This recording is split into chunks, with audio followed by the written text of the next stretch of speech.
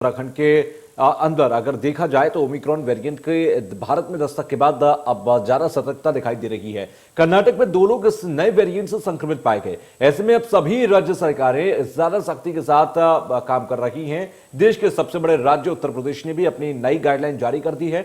नई गाइडलाइन के मुताबिक राज्य में एंट्री ले रहे हर शख्स की थर्मल स्कैनिंग की जाएगी। वहीं अगर कोई भी शख्स कोविड पॉजिटिव निकलता है तो उसे तुरंत क्वारंटीन कर दिया जाएगा। इन सब के अलावा राज्य के हर रेलवे और बस स्टेशन पर कोविड टेस्टिंग की सुविधा भी उपलब्ध करवाई जाएगी। इसके लिए एक अलग मेडिकल टीम बनाने का फैसला लिया गया। इस सब के अलावा नई गाइडलाइन में हर क्षेत्र के चिकित्सक अधिकारी और कलेक्टर को भी बड़ी जिम्मेदारी दी गई। उन सभी अधिकारियों को अपने स्तर पर हर एयरपोर्ट का दौरा करना होगा और यह सुनिश्चित करना होगा कि यात्रियों की थर्मल स्कैनिंग होती रहे। थर्मल स्कैनिंग के अलावा कॉन्टैक्ट ट्रेसिंग पर भी पूरा जोर दिया जा रहा है। कोरोना के नए वेरिएंट को लेकर केंद्र से लेकर यूपी सरकार तक सख्ती बरती जा रही है। ऐसे में वैक्सीन के साथ साथ सावधानी बेहद जरूरी है।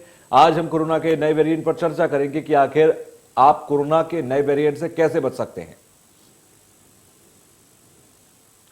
तो कोरोना के नए वेरिएंट के बाद दहशत सबसे ज्यादा देखने को मिल रही है और ऐसे में नए वेरिएंट के सामने आने के बाद जरूरी है कि अब हम इस वेरिएंट को समझें सबसे पहले और यह समझें कि यह वेरिएंट कितना खतरनाक है, इसके लक्षण क्या हैं, क्या ये पुराने डेल्टा और दूसरे वेरिएंट्स के बराबर ही लक्षण देता है या फिर इसके लक्षण कुछ अलग हैं।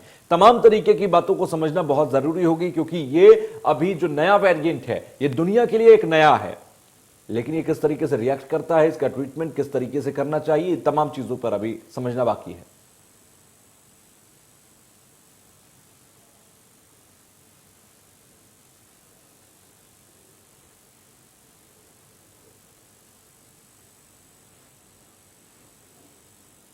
चलिए गेस्ट पैनल की तरफ हम बढ़ते हैं जिनसे हम डिस्कशन करेंगे आज के इस टॉपिक पर। Professor R K. धीमन, निदेशक पीजीआई हमारे साथ हैं।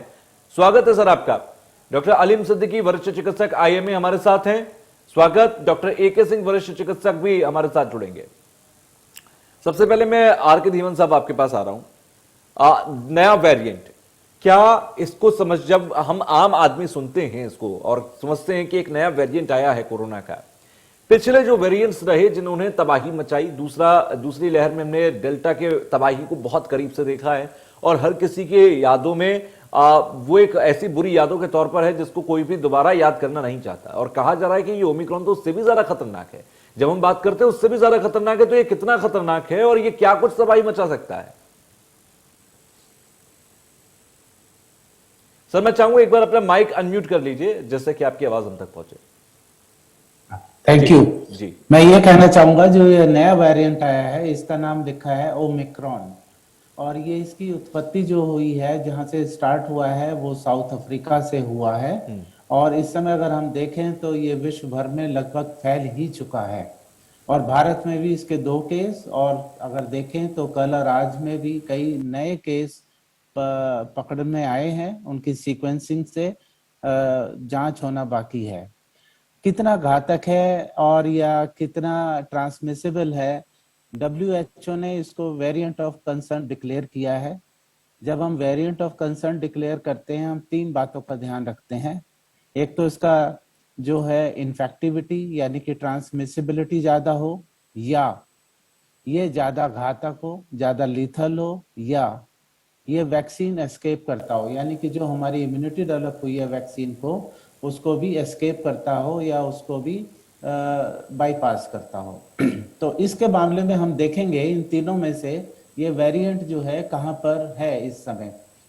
जहाँ तक ट्रांसमिसिबिलिटी की बात है ये पाया गया है कि ये डेल्टा वायरस से ज़्यादा ट्रांसमिसिबल है यानी कि एक से दूसरे व्यक्ति में और दूसरे से तीसरे में इसका होना जल्दी से होना बड़ा होगा। ये यहाँ तक कि अगर हम देखें सोसाइटी में भी या कम्युनिटी लेवल पे भी इसका स्प्रेड होने के पूरे चांसेस रहेंगे।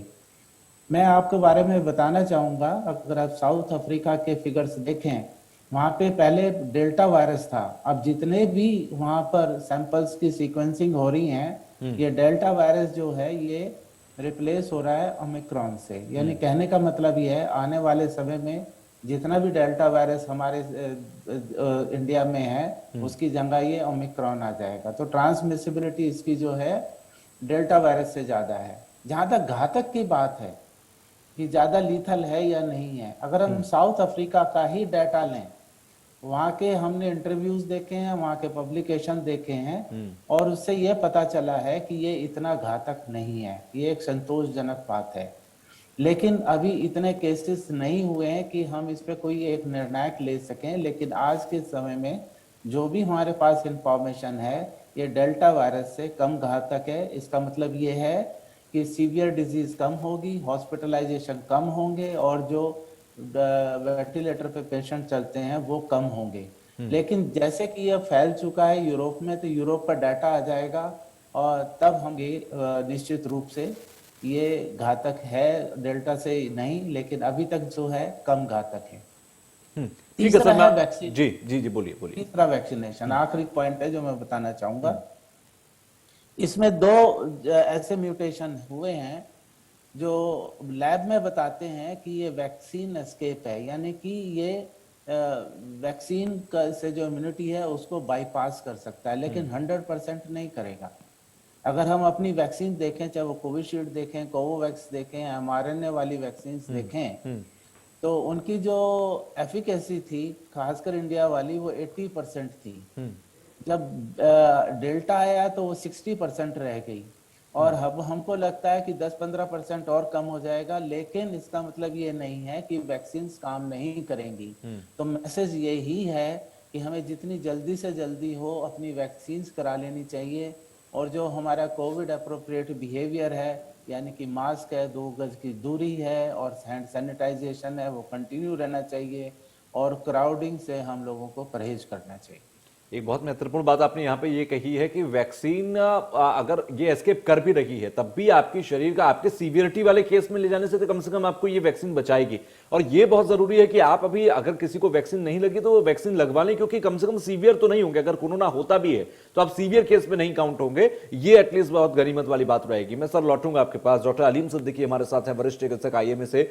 अलीम साहब, जब हम ओमिक्रॉन को सुनते हैं, अभी डॉक्टर साहब ने बहुत कहते हैं एक्सप्लेनिंग वे में चीजें को समझाई, लेकिन उन्होंने एक बात यहां पर कही कि ट्रांसमिसिबल तो बहुत ज्यादा है, लेकिन इसकी सीवियरिटी अगर देखें तो अभी तक वो डेटा हमारे पास नहीं है, या फिर हम वो डेटा का अवेटेड हम कह सकते हैं कि हम उसको आकलन कर पाए। लेकिन फिलहाल शुरुआत में हम ये कह सकते हैं कि बहुत ज्यादा खतरनाक नहीं है। क्या हम ओमिक्रॉन को लेकर अपने देश, क्योंकि अलग अलग देश के अलग अलग डेटा और अलग अलग देश की अलग अलग परिस्थिति, जीवन शैली, जलवायु, बहुत सारी चीजों मानकों पर होता होगा, क्या भारत, अगर हम यूरोप की बात अभी डॉक्टर साहब ने कही कि यूरोप के अगर हम डेटा को हम एनालाइज करते हैं तो हम उस चीज को समझ सकते हैं, क्या ये भारत के परिप्रेक्ष्य में अलग भी हो सकता है? जी, सबसे पहले तो बहुत बहुत धन्यवाद मुझे बुलाने के लिए। I think doctor R.K. Dhiman साहब ने जो बताया है एकदम फैक्ट ऑफ द मैटर, जो पॉइंट टू पॉइंट बात है उन्होंने ऑलरेडी क्लियर कर दी है। जहां तक इंडिया की बात करें, देखिए जब तक डेटा नहीं होगा डेफिनेटली कुछ नहीं कह सकते हैं। तो कभी कभी वायरस एक कंट्री में दूसरा, यहाँ दूसरा बिहेवियर कर सकता है, बट क्योंकि हम लोग की इम्यून सिस्टम, हम लोग का जो बॉडी का कंपोजिशन वो चेंज होता है, तो ऐसा संभावना है कि हम वहां की स्टडीज को यहाँ कॉपी पेस्ट नहीं कर सकते हैं। बट मोटे तौर पे एक ही चीज रहती है, और जैसे कि बार बार बताया जा रहा है कि प्रोबेबली ये उतना डेडली नहीं होगा। जिस तरह के जो कोरोना वायरस तरीके के जो वायरस होते हैं, इनमें जो एपिडेमिक का एवोल्यूशन होता है, जैसे कि पैंडेमिक आया, उसका आगे का सिलसिला ये होता है कि आमतौर पे म्यूटेशंस होते जाते हैं। जो बाद वाले म्यूटेशंस हैं वो ट्रांसमिसिबल ज्यादा होते हैं और डेडली कम होते हैं, और धीरे धीरे करके ये जैसे कॉमन सीजनल फ्लू है उसके जैसा ये बाद में हो जाएगा, और कहीं कहीं पॉकेट्स में हमको मिलता रहेगा। तो जो कोरोना का भविष्य अभी लग रहा है कि 2-3 साल में इस तरीके का होगा कि माइल्डर कोरोना कहीं कहीं हो रहा है, और वो वेरिएंट्स बढ़ते जाएंगे, और उसकी डेडली जो क्षमता है ये कम होती है। ये एक नॉर्मल एवोल्यूशन है इस तरह के वायरस का। वैक्सीन जब हम देते हैं तो उसमें हमें 100% प्रोटेक्शन नहीं, लेकिन इम्यून टॉलरेंस होता है। बॉडी जो वायरस से रिएक्ट करती है वो उतना वायलेंटली नहीं करती, तो जो हम सेट पॉइंट स्टॉर्म बोलते हैं वो कम होता है। तो वैक्सीन लेते रहिए, वैक्सीन का पूरा होना बहुत जरूरी है। इनफैक्ट अब बूस्टर्स की भी बात हो रही है, US और UK में बूस्टर्स भी अलाउ हो गए हैं। आई थिंक यहाँ भी कुछ चर्चा चल रही है, तो हम देखते हैं कि आगे सरकार और बाकी मेडिकल बॉडीज क्या डिसीजन लेती हैं। लेकिन जैसे धीमन सर ने बताया, वैक्सीनेशन कराइए, मास्क लगाइए, दूरी बनाए रखिए, भीड़ भाड़ एकत्रित मत करिए। यही प्रोटेक्शन के मेजर्स पुराने के लिए हैं, यही अभी के लिए भी। ठीक है सर, मैं लौटूंगा आपके पास। हमारे साथ एक सीनियर डॉक्टर भी जुड़ गए, doctor AK Singh. Doctor A के आप थोड़ी देरी से जुड़े, आपका स्वागत। लक्षणों की बात की जा रही है। एक जगह स्टडी में मैं पढ़ रहा था, उसमें ये लिखा था कि ये पिछले जो लक्षण आपको होते थे, इस ओमिक्रॉन के लक्षण उस तरीके के नहीं है। पहले क्या होता था कि आप इस बात से ये एग्जामिन करते थे कि आपको टेस्ट या स्मेल हो रही है या नहीं, लेकिन इस ओमिक्रॉन में ऐसा नहीं है। टेस्ट और स्मेल आपको अगर हो भी रही है तब भी आपको ओमिक्रॉन हो सकता है। तो क्या ये संभव है? और दूसरा, इसके लक्षण किस तरीके के हो सकते हैं? देखिए, कोई भी जब भी वायरल इन्फेक्शन होता है तो उसके मोटे तौर पे जो सिम्टम्स होते हैं वो एक जैसे होते हैं। कोविड में गैस्ट्रिक सिम्टम्स भी थे, कि पेट के सिम्टम्स भी थे, न्यूरोलॉजिकल सिम्टम्स भी थे, क्योंकि ये नया वायरस है, शरीर नाक और लंग तक उसको रोक नहीं पाता, तो इसलिए बाकी जगह की मैनिफेस्टेशंस भी मिलती हैं। इसी का मिक्स एंड मैच मिलेगा। जब पहला वेव आया था तो पहले वेव में बहुत ज्यादा फीवर नहीं था, कोराइजा भी बहुत ज्यादा नहीं, नाक से पानी आना बहुत ज्यादा नहीं था, लेकिन बाकी सिम्टम्स थे। सेकेंड वेव में हमने देखा कि गैस्ट्रिक सिम्टम्स बहुत ज्यादा थे, कि कई सारे ऐसे पेशेंट्स थे जिनको प्राइमरीली पहले पेट में ही प्रॉब्लम हुई और बाद में जो है बहुत हल्की फुल्की लंग्स में प्रॉब्लम हुई और बाद में वो इवॉल्व हुआ।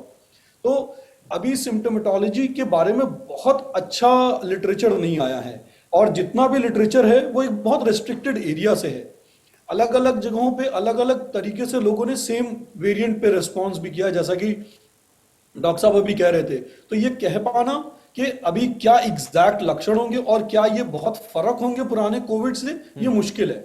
लेकिन पुरानी वही बातें को लागू करना है कि अगर आपको जुकाम जैसा कोई भी लक्षण हो रहा है तो आपको अपने आप को सेल्फ आइसोलेट करना है। अगर आपको पहले कोविड हुआ है तो भी आपको आइसोलेट करना है, क्योंकि कोविड एक बार जिसको हो गया वो हो सकता है कि ज्यादा बीमार ना पड़े, लेकिन ये क्या जो है एक आदमी से दूसरे आदमी को पहुंचाने में ज्यादा मदद करेगा, क्योंकि इसमें लक्षण ज्यादा नहीं होंगे और ये ज्यादा स्प्रेड करेगा। जो कि जो है सेकेंड वेव में हम लोगों ने देखा कि जो फर्स्ट वेव के इन्फेक्टेड लोग थे जो ठीक हो गए, उन लोगों ने इसको स्प्रेड करने में मदद करी, वायरस की मदद करी कि तेजी से स्प्रेड हो। तो अभी भी वही चीजें जो बेसिक्स था उसी को रखना है। और अगर आपको जुकाम बुखार जैसा कोई भी लक्षण हो रहा है तो आपको सेल्फ आइसोलेट करना है। आपको ये नहीं मानना कि ये मौसम के बदलते हुए वायरल इन्फेक्शन है, आपको अपने आप को आइसोलेट करना है। अच्छा, धीमन साहब के पास जाता हूं मैं। धीमन साहब, अगर हम देखें मेडिकल इंफ्रास्ट्रक्चर और तमाम लेबोरेटरी के स्तर पर हम देखें, हमने पहली लहर और दूसरी लहर में बहुत ज्यादा कमी महसूस की। हमने दूसरी लहर में ऑक्सीजन प्लांट्स की बहुत ज्यादा ऑक्सीजन की शॉर्टेज हमने देखी, तमाम तरीके की शॉर्टेज हमारे यहाँ थी। हमने धीरे धीरे उनको इंप्रूव किया। अब यहां पर एक सवाल, मैं कल भी इस बात को लेकर किसी से मेरा डिस्कशन चल रहा था कि जीनोम सीक्वेंसिंग अगर करनी है तो भारत में बहुत बेहद कम लैब्स हैं। अगर ऐसे में जीनोम सीक्वेंसिंग अगर आपको करनी है, अगर आपको ये तमाम बड़े स्तर पर आपको स्ट्रेन की जांच पड़ताल करनी है, तो क्या आपको लगता है कि लैब्स अभी और बढ़ा देनी चाहिए या फिर इनको स्टैब्लिश करने की शुरुआत कर देनी चाहिए जीनोम के लेवल पर? देखिए, मैं आपको एक बात बताना चाहूंगा। जब एपिडेमिक स्टार्ट होती है, यानी कि जैसे अभी ये थर्ड वेव स्टार्ट हो रही है, तो इस समय जो है स्टार्टिंग में जीनोम सीक्वेंसिंग की बहुत आवश्यकता होती है, बहुत इंपॉर्टेंस होती है। जब आपको एक बार एस्टेब्लिश हो जाता है, मान लो 1 महीने के बाद में, कि ये सारा वायरस जो है ओमिक्रॉन ही है, तब उसकी इतनी इंपॉर्टेंस नहीं रहती है। तब आरटीपीसीआर की इंपॉर्टेंस रहती है कि आप केस को डिटेक्ट करें, ट्रैक करें और उसको ट्रीट करें। तो आपकी बात से मैं ये बिल्कुल सहमत हूं कि हम शुरू में जितने भी केसेस आ रहे हैं पॉजिटिव, जो भी आरटीपीसीआर केसेस हैं, उनका हमको 100% जीनोम सीक्वेंसिंग करना चाहिए। लेकिन इसके अलावा एक और टेस्ट है जो उससे आपको पता चल सकता है कि ये ओमिक्रॉन हो सकता है, नहीं हो सकता है। वो आरटीपीसीआर से ही पता चल जाता है। इसको हम लोग बोलते हैं कि जो एस टारगेट जीन फेलियर होता है। जब वैसे तो ये टारगेट जो है, एक टारगेट होता है आरटीपीसीआर में, आप उसको डिटेक्ट कर लेते हैं, लेकिन एस जीन यानी कि स्पाइक जीन में 32 म्यूटेशंस हैं, तो उसकी वजह से इसको हम दिखा नहीं पाते हैं, उसको टारगेट को डिटेक्ट नहीं कर पाते हैं। जो डिटेक्शन फेलियर है उससे भी हमको पता चलता है कि ये ओमिक्रॉन हो सकता है। तो कहने का मतलब है कि आज की स्थिति में हम लोग अपनी जीनोम सीक्वेंसिंग, खासकर उत्तर प्रदेश सरकार इसको बढ़ा रही है। पहले 3 लैब में होता था, अब उसको बढ़ा के 5-6 लैब और बढ़ाई गई हैं। तो मेरे को पूरा विश्वास है कि जितने भी नए केसेस हैं हम उनकी जीनोम सीक्वेंसिंग कर पाएंगे। ये टाइम कंज्यूमिंग प्रोसेस है, 8 से 10 दिन लगते हैं, कोई बात नहीं है। लेकिन जैसा बताया है कि एक प्रॉपर प्रिकॉशन, स्टैंडर्ड प्रिकॉशंस हमको लेनी चाहिए। एक चीज मैं और आपको बताना चाहूंगा कि शायद ये हम लोगों ने डिस्कस नहीं किया है कि यूपी में क्या चांसेस हैं इसके वायरस आने के और उसके लक्षणों के। मैं आपको बताना चाहूंगा कि जो हमारी नेचुरल इम्यूनिटी है उत्तर प्रदेश में इस समय 80% से ज्यादा है। यानी कि ये आपको किसी भी तरह के वायरस से प्रोटेक्ट करेगी। और इसके साथ में अगर आप देखें 16 करोड़ वैक्सीनेशन भी हो चुके हैं। यानी कि जो हमारी जनता है, जो हमारी पब्लिक है, जो हमारे इंडिविजुअल्स हैं उत्तर प्रदेश में रहने वाले, उनका इम्यून स्टेटस इस समय काफी अच्छा है। तो इसलिए ओमिक्रॉन के आके बहुत ही ज्यादा घातक स्थिति पैदा करने वाली स्थिति मेरे को नहीं लगती है। इस बार जो है डेल्टा के कंपैरिजन में कम सीवियर डिजीज होगी, कम एडमिशंस होंगे और कम वेंटिलेटर्स की जरूरत पड़ेगी। और हम पहले से ही, जहां तक ऑक्सीजन सप्लाई की बात है, आपने अभी बात छेड़ी थी, हम उसमें पहले से ही आत्मनिर्भर हैं। और ये कहीं ना कहीं पिछले जो सबक हैं ये आने वाले समय में हमें एक बहुत बड़ी मदद देते नजर आ सकते हैं। ये बहुत जरूरी भी है। मैं जाऊंगा डॉक्टर अलीम सिद्दीकी के पास। अलीम साहब, अभी यहाँ पर डॉक्टर ए के सिंह कह रहे थे कि जिस तरीके से हमने पहली लहर और दूसरी लहर में, जिन लोगों को इस बात को एक क्वेरी भी है, क्योंकि पहली और दूसरे लहर में जिसको कोरोना हुआ, कहा जाता है कि जिसको कोरोना हो गया उसको दोबारा होने के चांसेस थोड़े कम हो जाते हैं। अब अगर मैं दूसरी लहर का ही एग्जांपल ले लेता हूं, दूसरी लहर में अगर डेल्टा वेरिएंट ने किसी को इन्फेक्ट किया, तो क्या ओमिक्रॉन का वेरिएंट जब आता है तब क्या उसके चांसेस कम होते हैं या उसका उससे कोई लेना देना नहीं है? नहीं, इन्फेक्शन के चांसेस आपके सेम रहेंगे जो पहले थे। अगर आप वैक्सीनेटेड हैं या कोविड की बीमारी से गुजर चुके हैं तो आपके अंदर जो इम्यूनिटी है बॉडी में वो डेवलप्ड है, पार्शियली उसको रहती है। सो डेल्टा अगर आपको हो चुका है तो ओमिक्रॉन दोबारा बिल्कुल हो सकता है, और इनफैक्ट ज्यादा ट्रांसमिसिबल है, तो उस ट्रांसमिसिबिलिटी को भी हम इसमें जोड़ेंगे तो संभावना हमेशा है। लेकिन अगर बॉडी में इम्यूनिटी पहले से मौजूद है तो वही बात के लेस डेडली, कम घातक बीमारी होने की संभावना है। ज्यादा लोग होंगे लेकिन कम घातक होंगे, कम अस्पताल में एडमिशन होने चाहिए और प्रोबेबली डेथ कम होनी चाहिए। और एक्चुअली हम लोग क्योंकि मेडिकल सिस्टम इस एक दो लहर से गुजर चुका है तो हमको भी अब आइडिया हो गया है कि कैसे मरीज का इलाज करना है, क्या इंतजाम हॉस्पिटल्स में होने चाहिए। तो उसके लिए ऑलरेडी मेडिकल सिस्टम प्राइम हो चुका है। तो प्रोबेबली इस बार हम लोग अगली लहर अगर आती भी है तो उससे लड़ने के लिए बेहतर तैयार होंगे। अच्छा डॉक्टर सिंह, तमाम अगर देखा जाए, क्योंकि हमने पहली दूसरी लहर में ये खास तौर से देखा कि लोग जागरूक तो थे लेकिन एक बहुत ज्यादा कियोस्क की स्थिति थी अस्पतालों के अंदर भी, या जो घरों पर होम क्वारंटाइन है वो। अब क्या तमाम मेडिकल सिस्टम उस लेवल पर पूरी तरह से तैयार है? क्योंकि आप लोग ग्राउंड पर काम करते हैं तो आप लोगों को पता होगा कि आप लोग अंदर से कितने स्ट्रांग हो चुके हैं, क्योंकि एक नई चीज थी तो उसको समझने में, संभालने में वक्त लगा। लेकिन अब कितने स्ट्रांग हैं हम लोग? सर देखिए, केओस जो क्रिएट होता है ना, केओस क्रिएट होता है दोनों तरफ से। केओस सिर्फ मेडिकल सिस्टम में कमी या उसकी जो है बेडों की क्षमता जो है जो कम है या ऑक्सीजन कम है उसकी वजह से नहीं होता। केओस पब्लिक की वजह से भी होता है। अब क्या है कि पिछले 2 वेवों में और इस वेव में फर्क क्या है कि पहले हम वैक्सीनेटेड नहीं थे, अब हम वैक्सीनेटेड हैं। ये एक बहुत बड़ा फर्क है। ये छोटा फर्क नहीं है कि पहले वो जो हिसाब था कि सारे लोग इम्यूनिटी नायक थे, किसी के अंदर थोड़ी सी भी इम्यूनिटी नहीं थी इस चीज से लड़ने की, और अब वो फर्क आ गया है। तो ये एक चीज है जो केओस कम करेगी। दूसरा ये कि Covid appropriate behaviour first wave में इंप्लीमेंट करना पड़ा था, सरकारी डंडा चलाना पड़ा था बिल्कुल वो इंप्लीमेंट करने के लिए। सेकेंड वेव में आपने देखा कि लोगों ने अपने आप किया, वो लोग सेल्फ इम्पोज्ड लॉकडाउन में गए। वो केओस जो है, अगर ईश्वर ना करे थर्ड वेव आती है, जिसकी उम्मीदें बहुत कम है कि उस तरीके की आएगी जैसी सेकंड वेव आई, जैसा धीमन सर ने कहा कि 80% के आसपास इम्यूनिटी है जो नेचुरल इन्फेक्शन से और वैक्सीनेशन से आई है। तो अगर आती भी है तो हमारी जनमानस जो है वो ज्यादा ट्रेंड है कम केओस के लिए। और फिर मेडिकल सिचुएशन की तरफ आए तो पहली वेव और सेकेंड वेव में हमने बहुत सारे लेसन सीखे हैं। नई बीमारी थी, हमें नहीं पता था, कोई लिटरेचर नहीं था, सारी चीजें ट्राई हो रही थी, क्योंकि हमें जब पता ही नहीं है तो हम अपने पेशेंट्स को देते थे डेस्परेट मूव्स थे। अब बहुत सारा लिटरेचर है, बहुत सारे आर्टिकल्स आए हैं, और उसको हम लोग पढ़कर ज्यादा बेहतर समझ पाए हैं बीमारी को, वो एक chaos को कम करेगा। सरकार का जो मूव था कि ऑक्सीजन प्लांट्स अब अस्पतालों के अंदर हो, उसमें बहुत सारे अस्पताल आत्मनिर्भर हुए हैं, ऑक्सीजन खुद से बना रहे हैं। तो अगर हम सारी चीजों को अकाउंट में ले, अगर हम सारी चीजों को देखें, तो जो केओस की स्थिति हमने सेकेंड वेव में देखी, उसकी उम्मीद बहुत कम है। और बिल्कुल इन्फेक्शन, ये जैसे इन्फ्लुएंजा इन्फेक्शन आया और कभी खत्म नहीं हुआ, उसके वेरिएंट्स आते गए और वो सीजनल फ्लू में कन्वर्ट हो गया, वैसे ही जो फ्यूचर है कोविड का वो यही है कि ये सीजनल फ्लू में कन्वर्ट हो जाएगा। और अब हमारे पास जैसे पुराने वायरसेस थे, उसमें से एक वायरस और जुड़ जाएगा। कोरोना वायरस किताबों में लिखा हुआ था, ये था, लेकिन चूंकि हमने इस लेवल पे कभी इसको नहीं देखा था, इसलिए हम हमेशा इन्फ्लुएंजा के बारे में बात करते थे, या राइनो वायरस के बारे में बात करते थे। पर अब ये एक सीजनल फ्लू में जुड़ जाएगा। लेकिन ये जो सीजनल फ्लू की तरफ जाएगा, उसके पहले का जो टाइम है कि जिन लोगों को ना वैक्सीन लगी है और जिनको इन्फेक्शन नहीं हुआ है, वो अभी भी ससेप्टेबल है, उनको इन्फेक्शन हो सकता है और उतना ही तगड़ा हो सकता है जितना सेकेंड वेव में लोगों को हुआ। तो अब हमारा जो तरीका है वो यही कि हम लोग जल्दी जल्दी अपने आप को वैक्सीनेट कराएं। बहुत सारे पेशेंट्स अभी भी आते हैं और पूछते हैं कि क्या मैं करा लूं, मुझे डर लग रहा है, उस चीज से बाहर निकलें।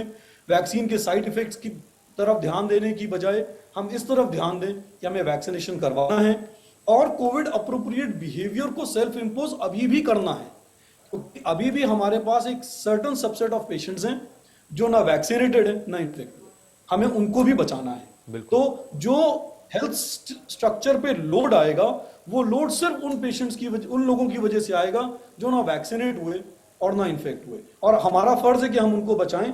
तो इसलिए हम सबको कोविड अप्रोप्रिएट बिहेवियर बताना पड़ेगा, और अगर 100 लोग मास्क लगाएंगे तो एक इन्फेक्शन बचा पाएंगे, या हो सकता है 1000 लोग मास्क लगाएं तो एक इन्फेक्शन बचा पाएं।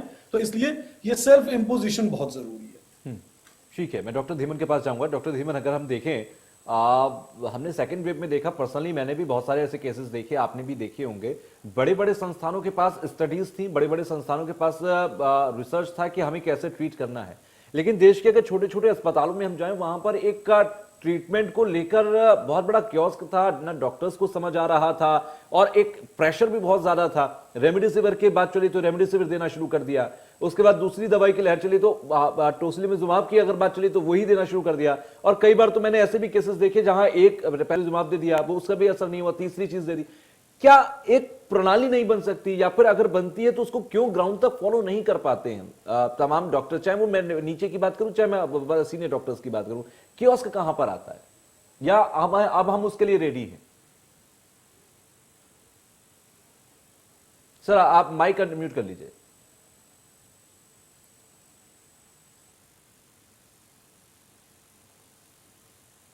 डॉक्टर आर के धीमन, मेरी आवाज पहुंच रही है अब तक? अगर पहुंच रही है तो अपना माइक अनम्यूट कर दीजिए।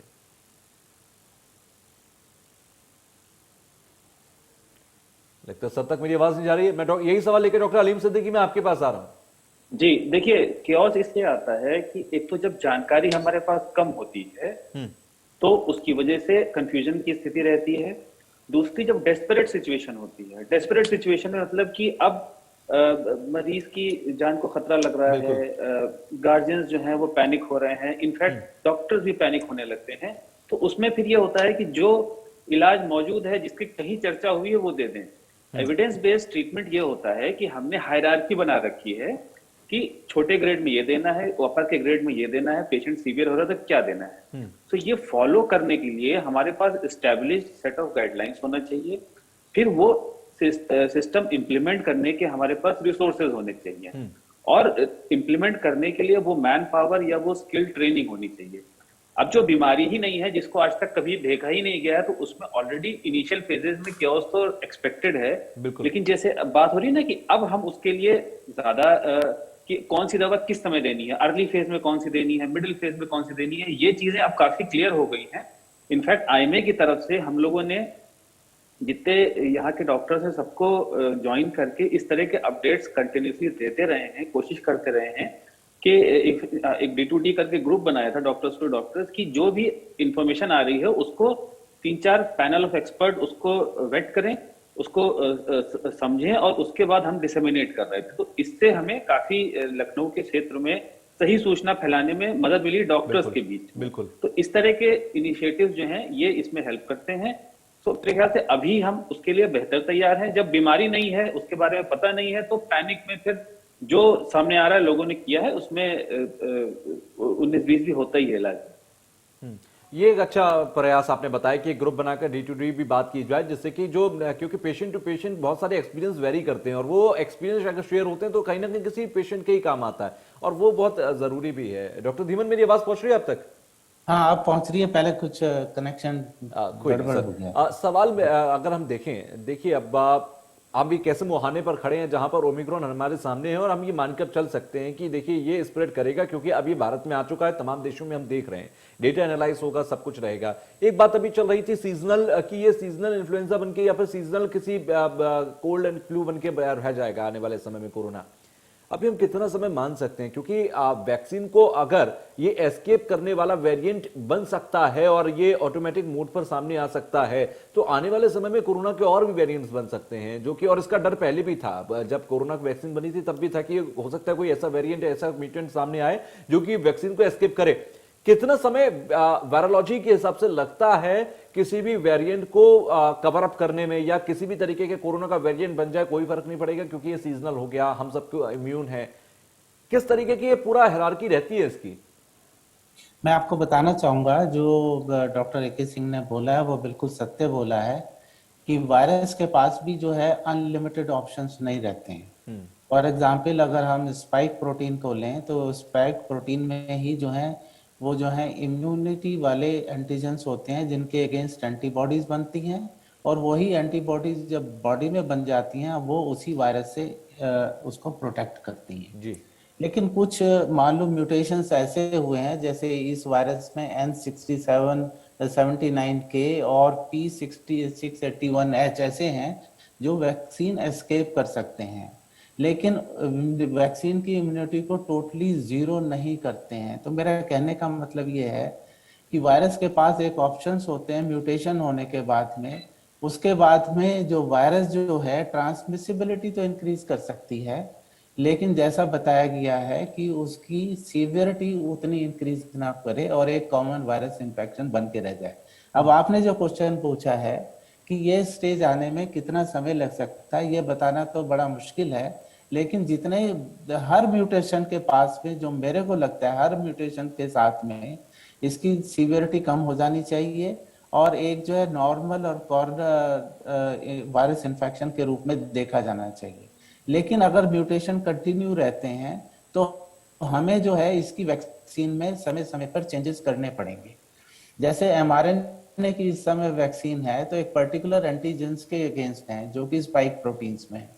अगर हमें पता चलता है कि वो रीजन इस समय म्यूटेट हो गया है तो हम दूसरे रीजन को भी उसमें इंक्लूड कर लेते हैं, जिससे कि वो एंटीबॉडीज अगले वाले वेरिएंट के खिलाफ बन जाए। तो कहने का मतलब ये है कि हमें आने वाले समय में जो वैक्सीन्स बनानी होंगी वो टेलर मेड वैक्सीन्स बनानी होंगी। जैसे जैसे नया वेरिएंट आता रहेगा उसी का एंटीजन जो होगा उसमें हम इंक्लूड करते रहेंगे, उसी के अनुसार जो है mRNA में स्ट्रक्चर में चेंज करते रहेंगे और इस तरह से जो है इफेक्टिव वैक्सीन्स जो है आने वाले हर वेरिएंट, चाहे वो हर साल आए या 2 साल में एक बार आए या 3 साल में एक बार आए, हम उस पर विजय प्राप्त कर सकते हैं। Ultimately we will conquer this virus, there is no doubt about it. Absolutely sir. ठीक है, मैं आऊंगा आपके पास सर। डॉक्टर सिंह हमारे साथ है। डॉक्टर सिंह, लक्षण और शुरुआती ट्रीटमेंट, जैसे कि मान लीजिए किसी व्यक्ति को घर में कोल्ड एंड कफ हो रहा है और उसको अगर जरा सा भी लगता है कि कोरोना है तो डॉक्टर के पास तो जाएगा ही, वहां पर टेस्ट होगा, लेकिन मीनवाइल वो किस तरीके के एहतियात बरत सकता है? क्या वही कि आप गर्म पानी पीजिए, क्या आप वही कि आप भाप लेते रहिए, या कुछ और भी कर सकते हैं? वही सिंपल चीजें जो वायरल इन्फेक्शन में करते हैं वो सारी चीजें करनी है। रेस्ट, हाइड्रेशन, सिम्टोमेटिक ट्रीटमेंट मतलब बुखार के लिए पैरासीटामोल और कुछ नहीं, क्योंकि अभी डेंगू का टाइम भी था। हालांकि अब डेंगू का जो है जित नंबर ऑफ केसेस है वो कम हो गई, ये अच्छी बात है, कंफ्यूजन कम होगा, लेकिन अभी भी डेंगू के कुछ आइसोलेटेड केसेस आ रहे हैं, इसलिए सिर्फ पैरासीटामोल का इस्तेमाल करेंगे। आइबुप्रोफेन या एस्पिरिन या वैसी कोई दवाई नहीं इस्तेमाल करेंगे, सिर्फ पैरासीटामोल लेंगे। गले के लिए बीटाडीन गार्गल इस्तेमाल करें, गर्म पानी का गरारा करें, गर्म पानी के भाप लें। एंटीबायोटिक्स, स्टेरॉइड्स अपने आप से बिल्कुल नहीं लें, डॉक्टर की राय से ही लें। सेल्फ मेडिकेशन ना करें। सेकेंड वेव में कुछ डेस्परेट मूव्स थे जो सरकार ने, डॉक्टरों ने किया, उसको अब ना फॉलो करें। सेकेंड वेव चली गई है, तब पूरा सिस्टम सीरियस पेशेंट्स को डील करने में जो है एकदम हम ओवरवेल्म थे जाने बचाने में, इसलिए जो ओपीडी थी, सर्विसेज थी, वो कम हो गई थी, चल सब जगह रही थी, केजीएमसी में, एसजीपीजीआई में, प्राइवेट हॉस्पिटल्स में जो कोविड डेजिग्नेटेड थे, 18 घंटे काम हो रहा था ओपीडी में, लेकिन फिर भी इतने केसेस थे कि इसलिए ये डिसेमिनेट किया गया कि भाई सेल्फ मेडिकेट कर ले आदमी। लेकिन अब प्लीज उस बिहेवियर से वापस आए, पैंडेमिक बिहेवियर में सेल्फ मेडिकेशन का बंद कर दें, अपने आप को सेल्फ आइसोलेट करें अपने परिवार से, जो घर में बूढ़े हैं, जो घर में kidney disease, lung disease, heart disease के पेशेंट्स हैं, अगर आपको कोई भी सिम्टम आता है तो आप उनसे आइसोलेट कर लें खुद को। कोशिश करें कि जिस तरीके का आइसोलेशन, सेल्फ इम्पोज्ड आइसोलेशन लोगों ने पहले वेव और सेकेंड वेव में किया सिम्टोमेटिक होने में, वैसा ही रखें। अगर घर में हाई ससेप्टेबल पेशेंट्स है, जो मैंने भी मेंशन किया, डायबिटिक्स में हमने देखा कि कॉम्प्लिकेशन ज्यादा हुई, तो डायबिटिक्स थोड़ा कम को, पोस्ट ट्रांसप्लांट पेशेंट्स हैं या जिनको पहले से लिवर, किडनी, लंग, हार्ट की डिजीज है, वो अपना थ्रेशोल्ड कम रखें डॉक्टर को दिखाने का। अगर आपको दिक्कत हो रही है तुरंत डॉक्टर से मिल लें, डॉक्टर को डिसाइड करने दें कि टेस्टिंग करानी है कि नहीं करानी है। सेल्फ टेस्टिंग में इंगेज ना करें खुद को, सेल्फ मेडिकेशन में ना इंगेज करें खुद को। कई बार हमें लगता है कि सिर्फ वायरस से जान जाती है, पर अगर आप अमेरिकन लिटरेचर को उठाकर देखेंगे तो करीब करीब 10 से 15% पेशेंट्स दवाइयों से भी प्रभावित होते हैं, नुकसान दवाइयों से भी होता है। तो हमें वो नुकसान अपने आप को नहीं करना है जो हम बचा सकते हैं। डॉक्टर से मिलें, लक्षण आते ही self imposed isolation, high risk patients, doctor से मिले। और एक सवाल जो आपने धीमन सर से पूछा था, वो मैं उसमें एक एडिशन करना चाहता हूं कि जो सेकेंड वेव में नॉलेज डिसेमिनेशन था वो बहुत इनॉर्मस था। जितने भी बड़े संस्थान हैं जैसे कि एसजीपीजीआई, एम्स, ये अपने एक्सपीरियंसेस आईसीएमआर के साथ शेयर कर रहे थे। आईसीएमआर रेगुलरली अपडेशंस और गाइडलाइंस निकाल रहा था और डॉक्टर्स उसको पढ़ के इलाज कर रहे थे। जैसा कि डॉक्टर अलीम सिद्दीकी ने कहा कि एविडेंस बेस्ड मेडिसिन तब होती है जब बहुत एविडेंसेस हो, तब एविडेंसेस कम थे, इसलिए कई सारी चीजें ट्राई करी गई, लेकिन नॉलेज डिसेमिनेशन चल रहा था। हाँ, उस टाइम पे सीएमई जैसे वक्त की सीएमई करा पाना मुश्किल था बड़े संस्थानों के लिए, क्योंकि वो ओवरवेल्म्ड थे, इतने केसेस थे कि सारा रिसोर्स बहुत ओवरलोड था उस वक्त। मैं मानूंगा इस बात को, ओवरलोड की वजह से भी कई सारी चीजें नहीं हुई। पैंडेमिक एक नई चीज, पैंडेमिक में ये कोरोना एक नई चीज थी और इसको ट्रीट करना बड़ा मुश्किल था। डॉक्टर अलीम सिद्दीकी, मैं आपके पास आऊंगा। एक बड़ा तबका अभी बच्चों का है, अगर मैं 18 से नीचे तक की बात करूं, क्योंकि वैक्सीनेटेड नहीं है। क्या कोरोना का खतरा, क्योंकि हर्ड इम्यूनिटी का जगह जगह पर जब भी इस बात का जिक्र किया गया, हर्ड इम्यूनिटी का भी जिक्र किया गया, मैं जरा हर्ड इम्यूनिटी और 18 से नीचे के लोग, जो बच्चे हैं जिनको वैक्सीनेट नहीं किया गया है अभी तक, उनको लेकर क्या खतरा है? क्या खतरा उनको ज्यादा है? क्योंकि कहा गया था तीसरी लहर आएगी तो बच्चों को खतरा होगा। तीसरी लहर से तो हम बच गए, लेकिन ओमिक्रॉन सामने खड़ा है।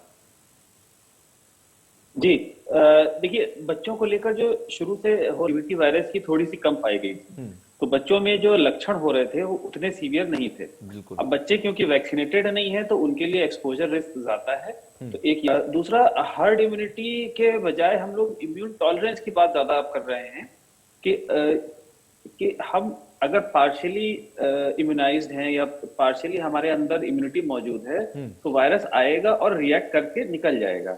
सो हर्ड इम्यूनिटी से वायरस को नॉकआउट करना शायद मुश्किल होगा, उसके बजाय जो इम्यून टॉलरेंस है कि हमारे अंदर एंटीबॉडीज मौजूद हैं, वायरस आने के बाद उसको काउंटर करते चलेंगे, तो ये वाली चीज ज्यादा है। और ये इम्यून टॉलरेंस है जो बार बार हम लोग बोल रहे हैं कि अगली लहर थोड़ी हल्की होती है, थोड़ी लेस डेडली इसलिए होती है क्योंकि इम्यून टॉलरेंस हमारा उसके साथ डेवलप होता जाता है।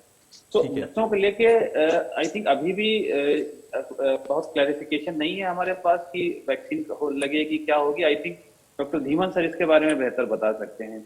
बट जस्ट एक चीज और जोड़ना चाहूंगा कि वैक्सीन एस्केप से बहुत नहीं डरना है, क्योंकि जो आप सीजनल फ्लू देखेंगे उसमें तो हम हर साल नई वैक्सीन आती है और हर साल लगाई जाती है। तो वायरस का ये नेचुरल टेंडेंसी है कि वो रूप बदल बदल कर आएगा और वो वायरस की नजर से आप देखें तो वो तो सरवाइव करने की कोशिश कर रहा है, वो तो नए नए पैतरे अपनाएगा कि किसी तरह से हम सरवाइव करें। और लेकिन हाँ, मेरे पास समय की थोड़ी पाबंदी है, मुझे आप सबको धन्यवाद कहना होगा, लेकिन आप सब कोरोना वॉरियर्स हैं। आप लोगों को एक बार फिर से सलाम करते हुए हम अभी यहाँ पर आप धन्यवाद कहेंगे, आप तीनों को सलाम। आज इसी के साथ बहुत बहुत शुक्रिया हमसे जुड़ने के लिए। तो कोरोना का नया वेरिएंट ओमिक्रॉन सामने खड़ा है और उससे बचना, उससे सतर्क रहना, उससे सावधान रहना आपकी जिम्मेदारी है। ट्रीटमेंट और तमाम जो प्रयास करना सरकार और डॉक्टर्स की जिम्मेदारी है। सब अपने अपने स्तर पर लड़ेंगे तो हम ओमिक्रॉन से भी जीत पाएंगे, जीत सकेंगे। इसी के साथ मुझे दीजिए इजाजत। आगे भी खबरों का सिलसिला जारी है, बने रहिए इंडिया न्यूज के साथ। नमस्कार।